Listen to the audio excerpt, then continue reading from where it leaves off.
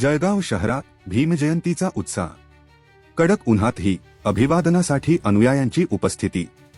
Bharat Ratna doctor Babasaheb Ambedkar यांच्या 135व्या जयंतीनिमित्त जळगाव शहरात विविध सामाजिक व प्रबोधनात्मक कार्यक्रमांचे आयोजन करण्यात आले. सकाळपासूनच शहरात कार्यक्रमाची तयारी चालू असताना ठिकठिकाणी देखणे बॅनर लावण्यात आले असून विविध उपक्रम राबवले जात आहेत. जयंतीचे औचित्य साधून शिवन्या बहुउद्देशीय संस्था व समता सैनिक दल जळगाव यांच्या वतीने भव्य रक्तदान शिबिराचे आयोजन करण्यात आले होते. सामाजिक बांधिलकी जपत अनेक तरुणांनी या उपक्रमाला उत्स्फूर्त प्रतिसाद दिला.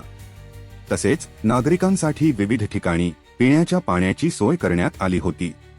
आज दुपारच्या सुमारास कडक ऊन असतानाही अनुयायी बाबासाहेबांना वंदन करण्यासाठी बाहेर पडले होते.